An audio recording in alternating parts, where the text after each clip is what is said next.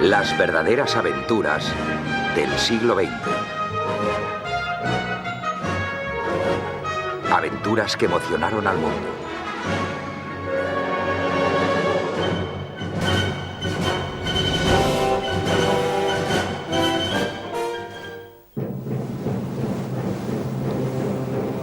La batalla del Atlántico fue la campaña más larga de la Segunda Guerra Mundial. En ella lucharon principalmente los sumergibles alemanes contra las líneas marítimas que unían a Gran Bretaña con Norteamérica y con su imperio. Los submarinos realizaron su primer hundimiento el 3 de septiembre de 1939, el día en que Gran Bretaña y Francia declararon la guerra a Alemania. El último tuvo lugar el 7 de mayo de 1945, un día antes del final oficial de la guerra en Europa.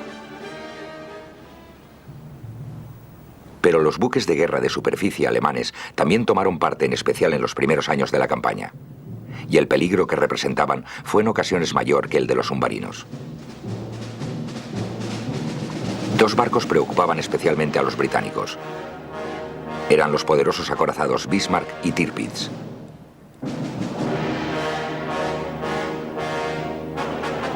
Hitler, poco después de llegar al poder, expresó su intención de construir una poderosa flota, lo bastante fuerte como para medirse con la Marina Real.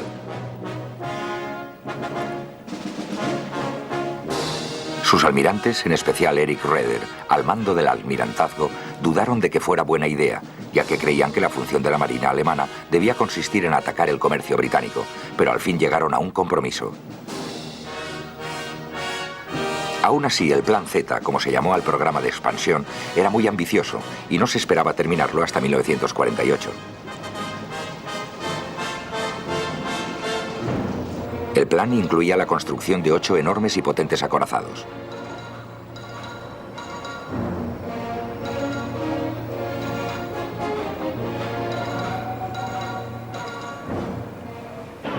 Hitler presidió la botadura del primero de ellos, el Bismarck, el 14 de febrero de 1939.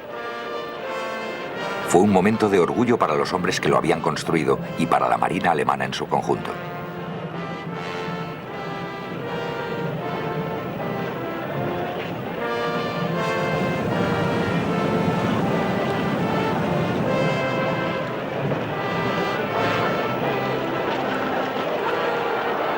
Dos meses después, un barco gemelo, el Tirpitz, salía también al agua por primera vez.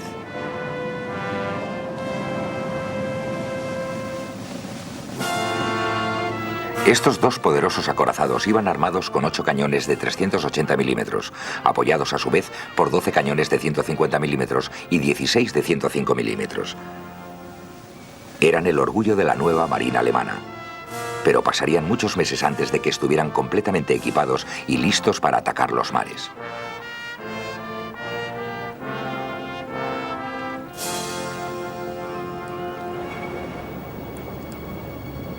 Cuando estalló la guerra en septiembre de 1939, había otros buques de guerra alemanes en el mar para perseguir a los barcos aliados.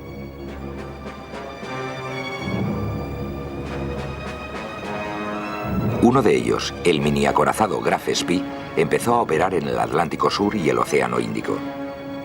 No tardó en dejar tras él una estela de barcos hundidos.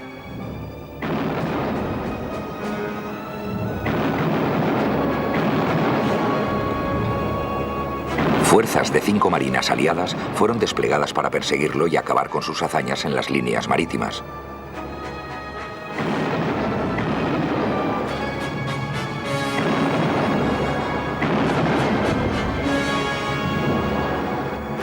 Con el tiempo, el Graf Spee quedó atrapado en el puerto de Montevideo, en Uruguay. Su tripulación lo hundió para impedir que cayera en manos enemigas.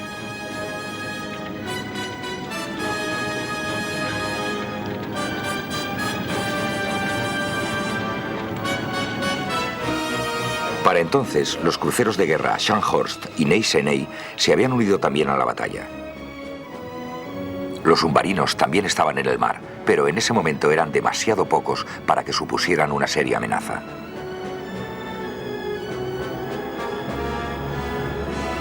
La costumbre de viajar en convoyes ayudaba a mantenerlos a raya.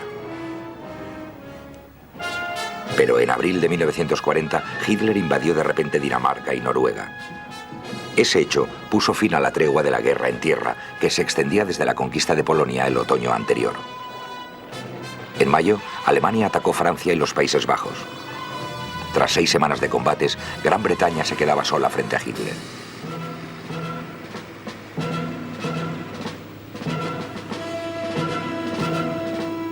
Esas dos campañas produjeron una tregua en la batalla del Atlántico, pero esta no tardó en recrudecerse. Recrudecimiento que resultaba más fácil, puesto que los alemanes podían utilizar los puertos atlánticos franceses. Para entonces, el acorazado Bismarck estaba ya a punto de salir al mar, cosa que hizo oficialmente el 24 de agosto de 1940, cuando se dirigió hacia el Báltico.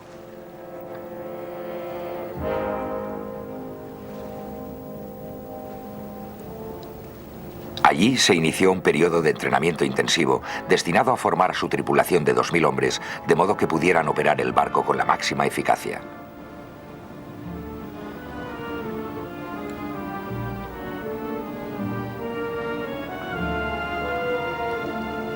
Los submarinos, que ya podían llegar mucho más deprisa al Atlántico, gracias a sus bases de operaciones en la costa francesa, comenzaron a atacar con éxito a los convoyes aliados.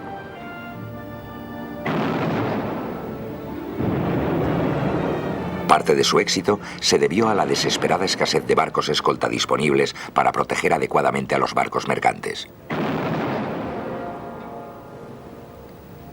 El primer momento feliz, como lo llamaban los capitanes de los submarinos, duraría hasta la primavera de 1941.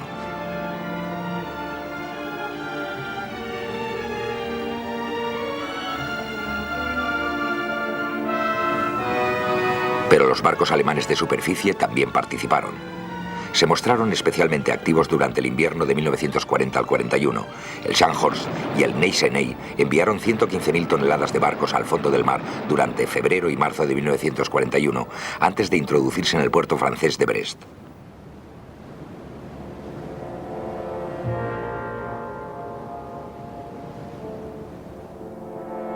El gran almirante alemán Erich Raeder, comandante supremo de la Marina, preparó entonces un plan ambicioso al que llamó Ejercicio del Rin.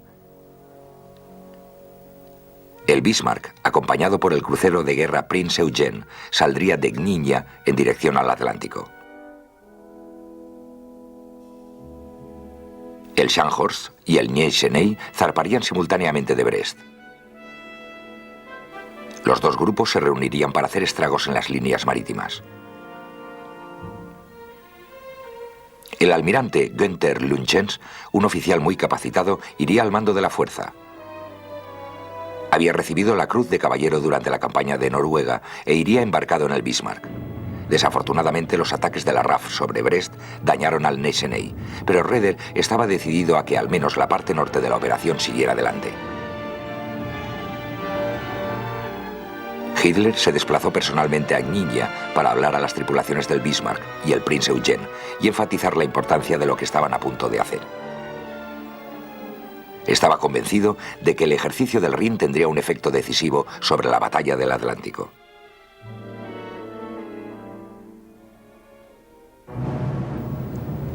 El 18 de mayo de 1941, el Bismarck y el Prinz Eugen se hicieron a la mar.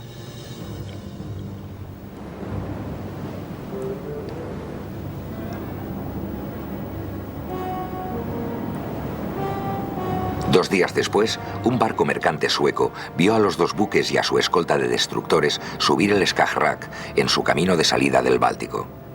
El almirantazgo británico fue informado de ello en cuestión de horas por el agregado naval británico en Estocolmo. El 21 de mayo, los dos buques alemanes anclaron en un fiordo cerca del puerto noruego de Bergen para que el Prinz Eugen pudiera repostar.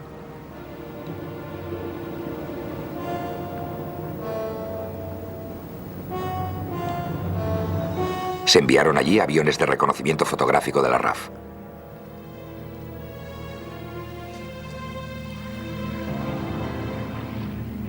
Uno de ellos regresó con fotografías de los dos buques anclados. Parecía que se dirigían definitivamente al Atlántico. La Marina Real había desplegado ya cruceros que cubrían las líneas de aproximación del Mar del Norte al Atlántico.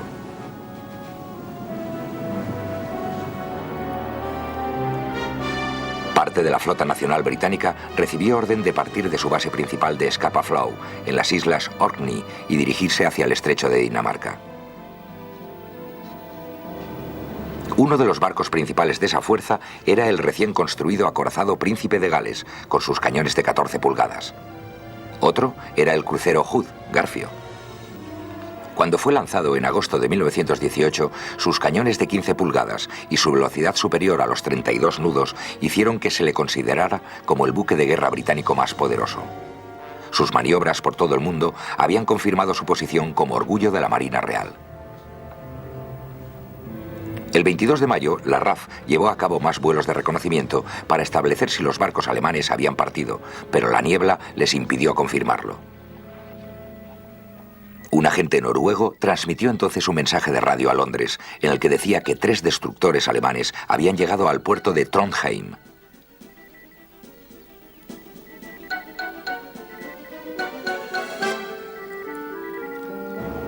El almirantazgo británico dedujo que eran los mismos que habían escoltado al Bismarck y al Prince Eugen, pero que los 2 buques habían partido ya, puesto que en el mar abierto del Atlántico no requerían los servicios de los destructores.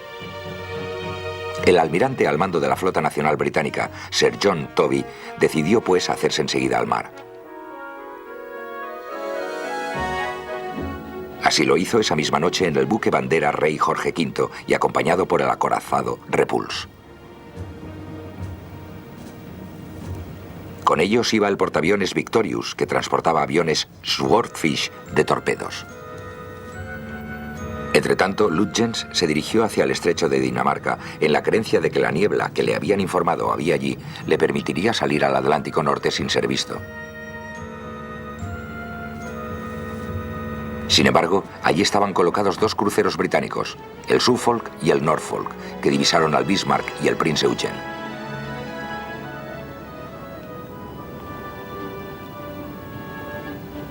Informaron de ello al Hood y al Príncipe de Gales. Estos 2 últimos viajaron durante la noche a la máxima velocidad posible. El Bismarck y el Prince Eugen habían pasado ya el estrecho de Dinamarca y los 2 buques británicos los divisaron a las 6 de la mañana del día 23. Abrieron fuego de inmediato.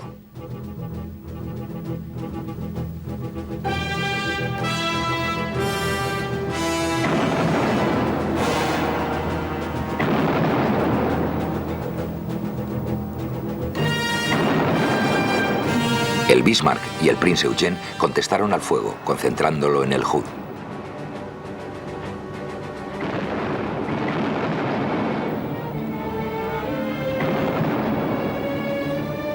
Una de las bombas del Prince Eugen alcanzó al Hood. Poco después, el Bismarck tomaba puntería.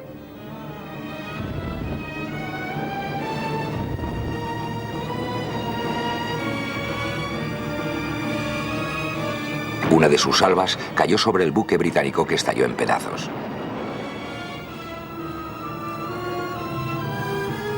Pero el Bismarck había sido también alcanzado y Lutyens decidió dirigirse a un puerto francés para repararlo. Aquella noche se separó del Prince Eugen en un intento por distraer al Príncipe de Gales y a los 2 cruceros que seguían al Bismarck. Estos, no obstante, no se dejaron engañar. El Prince Eugen llegó solo al puerto de Brest el 1 de junio. Entretanto, el almirante Tovey viajaba al oeste, hacia el estrecho de Dinamarca, con sus 2 acorazados y el portaaviones Victorious. Aquella misma noche del 23 de mayo empezaron a acercarse al Bismarck, que seguía viajando rumbo al sur. El Victorious lanzó sus aviones Swordfish, armados con torpedos. Uno alcanzó al buque alemán, pero no causó daños, y el empeoramiento de la visibilidad hizo que perdieran el contacto. Entonces consiguieron interceptar una transmisión de radio del Bismarck, lo que les permitió establecer una vez más su posición, que fue comunicada al almirante Tovey.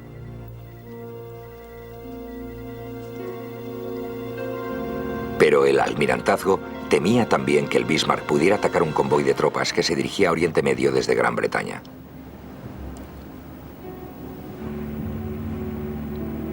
Para protegerlo envió desde Gibraltar a la Fuerza H, formada por el portaaviones Ark Royal y el crucero Renown.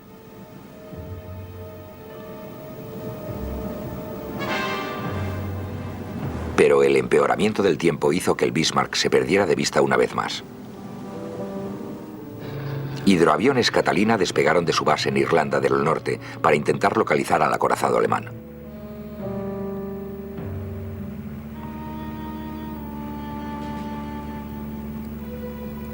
Al fin, el 26 de mayo, uno de los Catalina consiguió divisar al Bismarck.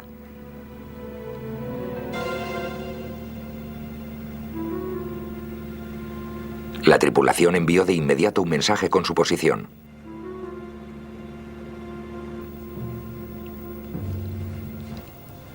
Los Swordfish del Ark Royal salieron para atacar al Bismarck.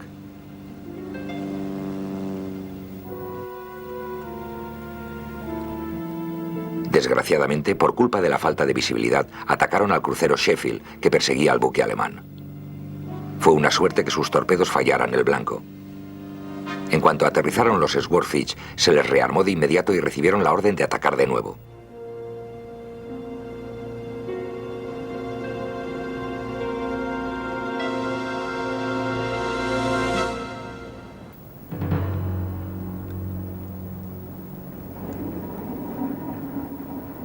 Despegaron ya casi al oscurecer.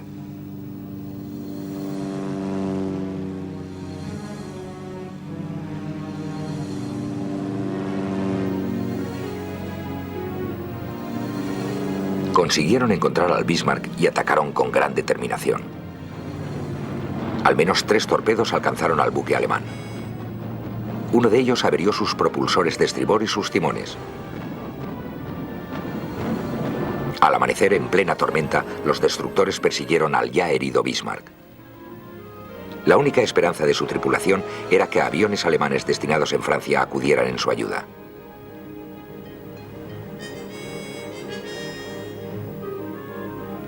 Pero eso no sucedió. Los acorazados Rodney y Rey Jorge V y el crucero Norfolk se acercaban al Bismarck desde el noroeste. Los destructores cubrían el oeste.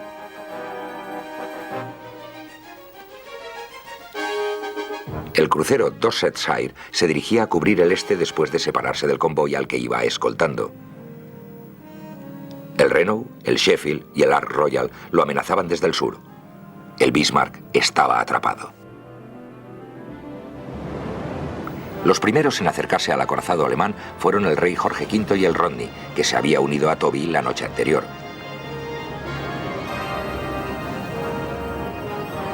El Bismarck los vio a las 8:30 de la mañana del 27 de mayo. 15 minutos después, con el blanco claramente a la vista, abrían fuego los 2 acorazados británicos.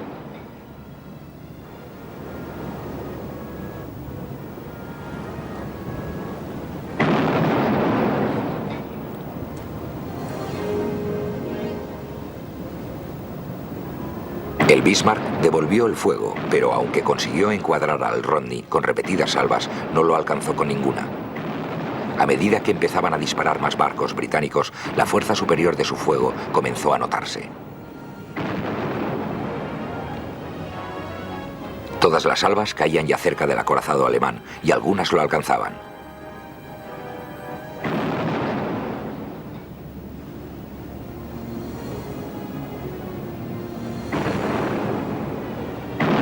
El fuego comenzó a extenderse por el Bismarck y los barcos británicos se acercaron primero a 4 millas y luego a 3 mientras disparaban salva tras salva.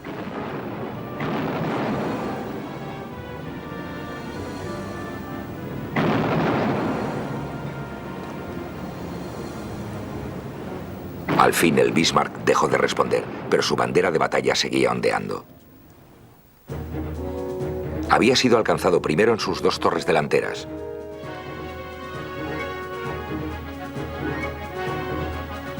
Después recibió un impacto en el puente.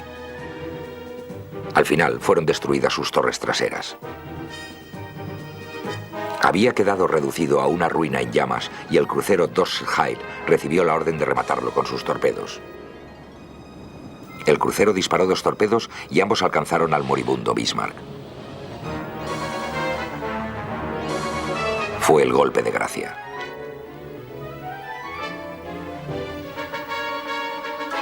El acorazado se volcó.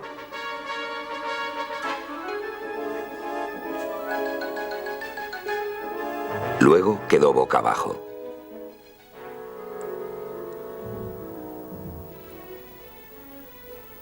Después se hundió, primero por la parte de babor, llevándose consigo al almirante Lütjens y la mayor parte de la tripulación. De una tripulación de más de 2000 hombres, sobrevivieron solo 115.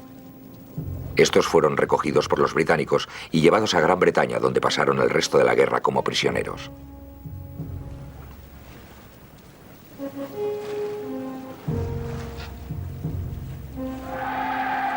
Los buques británicos que habían tomado parte celebraron el hundimiento del Bismarck como una gran victoria. Era tal el peligro que representaba que la Marina Real tuvo que desplegar a sus barcos más poderosos para acabar con él. El buque gemelo del Bismarck, el Tirpitz, presentaría un peligro mucho más prolongado y preocupante. No salió al mar hasta febrero de 1941, pero nunca patrullaría el Atlántico. En realidad nunca dispararía sus cañones contra otro barco. El Tirpitz fue destinado a los fiordos de Noruega. Su misión consistía en atacar los convoyes aliados que pasaban por el Océano Ártico al norte de Noruega. Esos convoyes transportaban armas y material de guerra a Rusia para ayudarla a mantener su titánica lucha contra Hitler. Los convoyes eran continuamente amenazados por los submarinos y aviones alemanes con bases en Noruega.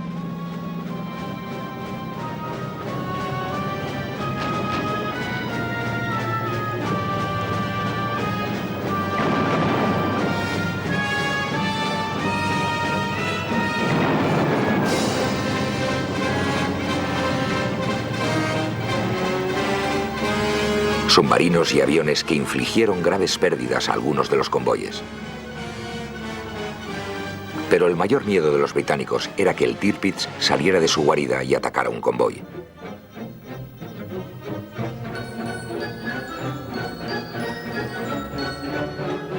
No era fácil contrarrestar su amenaza, ya que resultaba muy difícil acercarse al Tirpitz o a los demás barcos instalados en los fiordos. Se probaron varios métodos, incluidos los torpedos humanos llamados chariot, carros.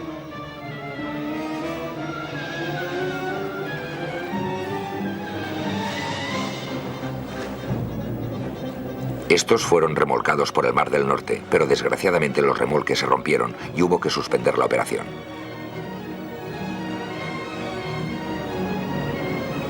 A continuación se utilizaron submarinos de bolsillo contra el Tirpitz. Estos causaron algún daño, pero se perdieron todos los submarinos.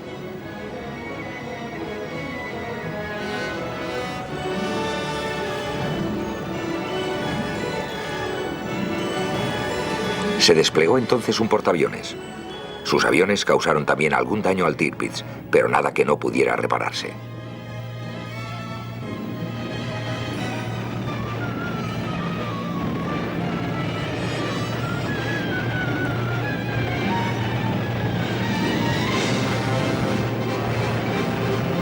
Al fin, en el otoño de 1944, la Real Fuerza Aérea, la RAF, lanzó 3 ataques contra el poderoso acorazado alemán.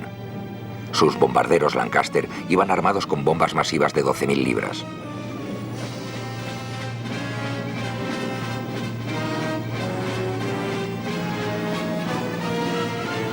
El Tirpitz sobrevivió los 2 primeros ataques.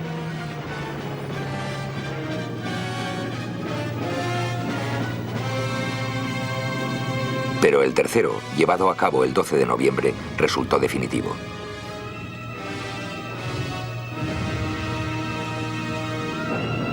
El Tirpitz fue alcanzado de modo fatal y se hundió con centenares de hombres de su tripulación.